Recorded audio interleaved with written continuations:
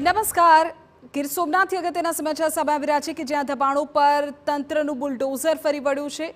Prabhas Patan Somnath railway station વિસ્તારમાં દબાણો હટ્યા છે. નેશનલ હાઈવેની આસપાસના દબાણોનું ડિમોલિશન હટાવવામાં આવ્યું હોવાની માહિતી. અગાઉ નોટિસ અપાયા બાદ પણ દબાણ ન હટાવતા હવે કાર્યવાહી કરાઈ છે. સોમનાથ હાઈવે તેમજ શંખ સર્કલની આસપાસના દબાણોને હટાવવાની કામગીરી થઈ હોવાની માહિતી છે.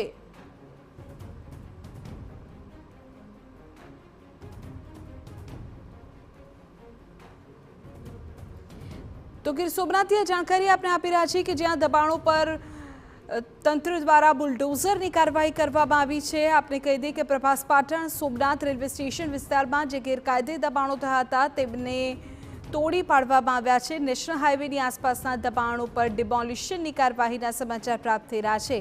આપણે કહી દઈએ કે અગાઉ તંત્ર દ્વારા નોટિસ આપવામાં આવી હતી. જોકે દબાણકર્તાઓએ જાતે દબાણ હટાવ્યા નહીં, એટલે હવે તંત્ર દ્વારા કાર્યવાહી કરવામાં આવી.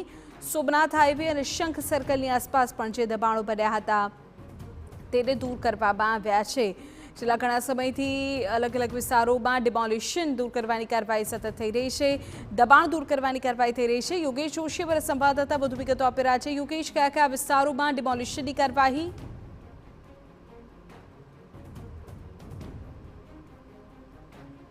આજ વહેલી સવારથી તંત્રએ ડિમોલિશનની કાર્યવાહી હાથ ધરી છે, જેમાં વેરાવળમાં જે નવું અદ્યતન રેલવે સ્ટેશન બની રહ્યું છે તેની આસપાસનો વિસ્તાર, આજુબાજુમાં એક નવો એસટી ડેપો નિર્માણ પામવા જઈ રહ્યો છે. ત્યારે આ વિસ્તારની અંદર જે લોકો હતા એમને નોટિસો અપાઈ હતી એવું જાણવા મળી રહ્યું છે.